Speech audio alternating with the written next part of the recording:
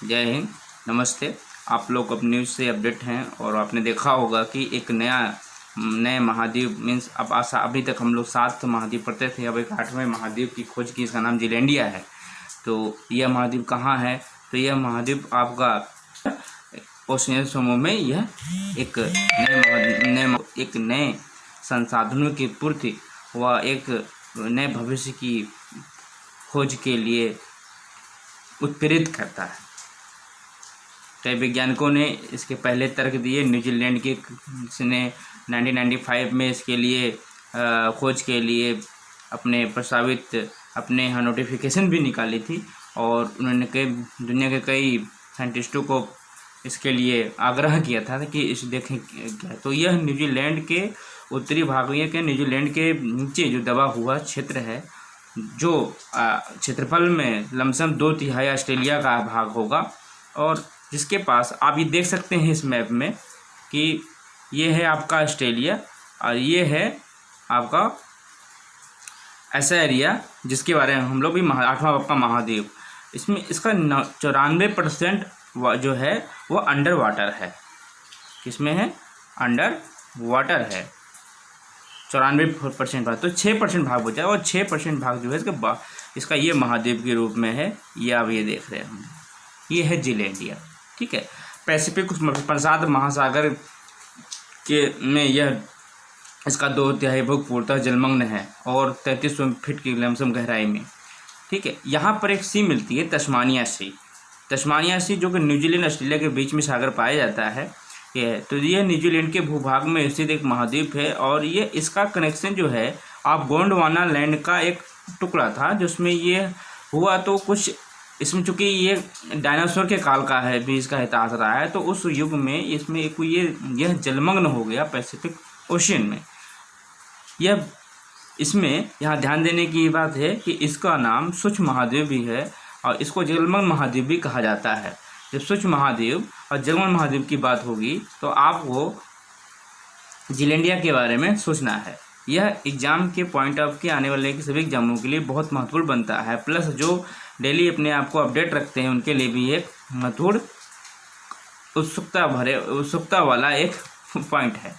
खैर, तो ब्रूस लियोनडिक जो न्यूजीलैंड के थे, उन्होंने इसके लिए न्यूजीलैंड की तरफ से ये योजना बनी थी कि इसको बारे में रिसर्च वगैरह किया जाए। चूँकि ये इसका अधिकतम भाग जलमग्न होने के कारण बहुत सी कठिनाइयाँ भी रहीं इसके बारे में आंकड़े इकट्ठे करना और इसके बाद में एनालिसिस करना। GNS नाम की पत्रिकाओं के में इसका प्रकाशित किया गया है। ऑस्ट्रेलिया महाद्वीप का लगभग 2 आपको बताया जा चुका है। 50 लाख हेक्टेयर की इसके पास 5 लाख मिलियन स्क्वायर किलोमीटर इसका एरिया है। यह न्यूजीलैंड के उत्तरी भाग में है और उसके उत्तरी भाग में आपका फिजी है। और यह अभी मैंने आपको ओशनिया जो समूह बताया है उसमें 15 देश हैं। 15 देशों में कौन सा देश रह जाएगा? ऑस्ट्रेलिया है, नारू है, लताऊ है, नवा कैरिबियाई द्वीप है, किरिबाती द्वीप है, इंडोनेशिया है। ऐसे करते करते 15 फिजी है, सुमात्रा जो इंडोनेशिया का राजधानी है, बाली है। तो ये सब मलेशिया मलय प्रदेश है। तो ये सब करते 15 देशों के समूह जो ओशनिया समूह है वो उसी में से एक ही उन्हीं एरियाओं में से ये महाद्वीप की अभी जो खोज हो रही थी उसका अभी परिपक्वता वाला न्यूज परिपक्व रूप, एक फाइनल रूप के रूप में इसको एक महाद्वीप, सूक्ष्म महाद्वीप, जलमग्न महाद्वीप की संज्ञा दी गई है। ये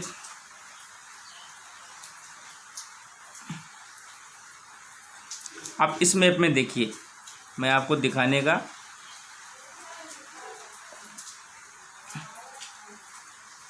तो चैलेंजर प्लेटू। अब इसके पठारी भागों के बारे में, यहाँ पठारी भाग भी पाए जाते हैं, जैसे चैलेंजर प्लेटू हो गया, इकरांगी प्लेटू हो गया।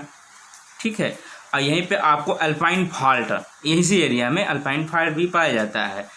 कैंपेबल प्लेटू भी पाया जाता है। कि प्लेटू यहाँ पर जो इम्पोर्टेंट प्लेटू हैं जो एग्जाम पॉइंट ऑफ आपको याद रखने हैं वो है चैलेंजर प्लेटू, इकरांगी प्लेटू और कैंपेबल प्लेटू। हमको इसके इंटरेस्ट के बारे में भी पढ़ना है, मतलब रुचि वाली भी खबर पढ़नी है और एग्जाम के पॉइंट से क्या महत्वपूर्ण है, क्योंकि देखिए यहाँ से पॉइंट बहुत से प्रश्न आपको पठार पूछ लेगा, आपको फॉल्ट पूछ लेगा। तो ये आपको याद है, बाउंड्री थ्रू कहाँ है, तो ये आपका सब ठीक है। तो आपने सीखा अभी कि यह गोंडवाना का टुकड़ा था जो 50 साल से पहले, 50 करोड़ साल के से पहले जब डायनासोर का युग था, तो उसमें यह कुछ बायोलॉजिकल और इकोलॉजिकल प्रॉब्लम कारण के कॉजेस के कारण यह क्या हुआ, इसका 2/3 पार्ट जो ऑस्ट्रेलिया के बराबर है वो जलमग्न हो गया, जो प्रशांत पैसिफिक एरिया के बारे में जानता है। तो यहीं पर एक तस्मान सी भी है, तस्मान बेसिन भी है, तस्मान सी भी है। आपको ऑस्ट्रेलिया न्यूजीलैंड का मैप अच्छी तरह से देखना चाहिए, हालांकि इस वीडियो में आपको पूरा मैपिंग में समझा दूंगा। अब ये आप देखिए, अब आपको बेसिन पे ध्यान है। यहाँ फिजी के साउथ में है जो फिजी का बेसिन, और तस्मानिया के आपके उत्तर पूर्व में जब देखेंगे तो यह पूरा महाद्वीप फैला हुआ है। और इस महाद्वीप का जो मेनली जो आपको मेन लैंड पार्ट देखना है वह आप रेडिश ग्रीन में देखेंगे। यह मेनलैंड प्लॉट जो कि इसके पूरे क्षेत्रफल का जो 5 मिलियन स्क्वायर किलोमीटर है उसका केवल 6% है।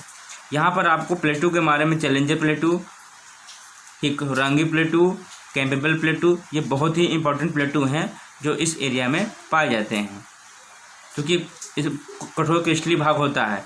अब जीलैंडिया का जो हाईएस्ट कलर है वो आप इस मैप में देखिए, ये जो है ये ऑरेंज कलर जो है, ये ऑरेंज कलर का जो है ये है, और जो येलो कलर से ढका हुआ है पूर्णतः, है ना। तो ये मेन पार्ट न्यू कैलेडोनिया और न्यूजीलैंड के बीच में जो कलर में ये स्थान इसका जीलैंडिया का पार्ट है। They are surrounded by the continental. अब ये कंटिनेंटल स्लैब से ढके हुए हैं जो कि आपको ये मैंने येलो कलर में दिखाया है, और ये ओशनिक क्रस्ट के रूप में यहाँ पर पाए जाते हैं। अब इसकी क्या है, ये कठोर प्राचीन क्रिस्टलीकृत चट्टानों से बना हुआ है। ज्वालामुखी के नवीन अवसादीय बेसिन यहाँ पर प्राप्त होते हैं। आर्थिक महत्व क्या है, अब इसका जो है आर्थिक महत्व आपको इस मामले में मिलेगा। एक तो मछली, यहाँ मछली पालन का बहुत बड़ा स्कोप है और होता भी है। गैस के क्षेत्र से माऊ गैस बहुत बड़ा बृहद गैस का क्षेत्र है, माऊ गैस है। तो लौह रेत और सल्फाइड से इसने भी बहुत क्यूरियोसिटी लाई है देशों को इसके बारे में। और एक 50 लाख स्क्वायर किलोमीटर एक बहुत बड़ा एरिया है जो संसाधन के रूप से बहुत ही समृद्ध है, और इसमें अभी अन्वेषण और शोध किए जाने बाकी हैं कि इसमें अब इसके बारे में रिसर्च प्रक्रिया चल रही है। जीलैंडिया का सेंचुरी पार्ट भी है, वर्ल्ड सेंचुरी भी है, उसको भी मैप में आप में देखेंगे भी, और इस वीडियो में उसको वो दिखाया गया है। तो आपने जीलैंडिया के बारे में यहाँ पर उसके एरिया के बारे में और उसके किस देश के ग्रुप में पाया जाता है, उसका नाम क्या, ओशनिया प्रदेश है, उसमें वो 15 देशों में वो शामिल है।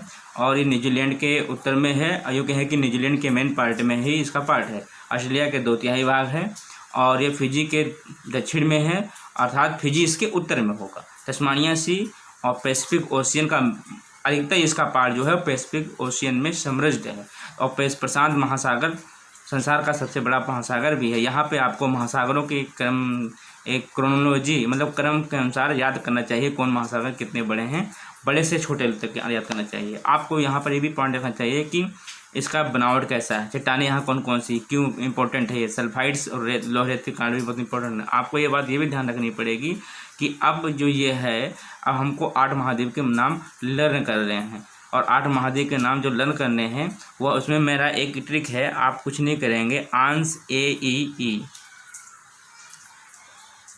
आंस AEA।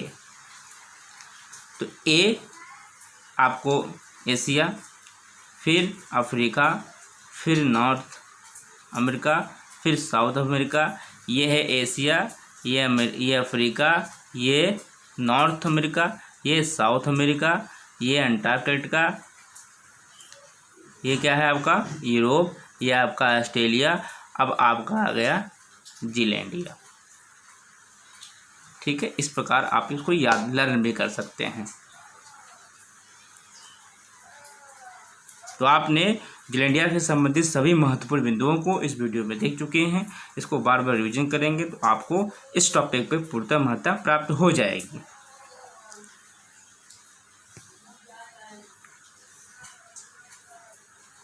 अच्छा, ऑस्ट्रेलिया, फिजी, सुआ, इंडोनेशिया, किरिबाती, मार्शल द्वीप समूह, Micronesia, Nauru, New Zealand, Palau, Papua New Guinea, Samoa, Solomon द्वीप समूह, और तुवालू, टोंगा, नवातु, ये सब 15 देशों का समूह मिलके ओशनिया बनाता है, जो 90 लाख 9 करोड़ है ना। तो ये आप लमसम इतना एरिया एक्वायर्ड ये करता है 90 लाख। 90 लाख में 50 लाख तो केवल किसी जिलेंडिया के ही पास है, इसलिए जिलेंडिया को महाद्वीप की संज्ञा दी गई है।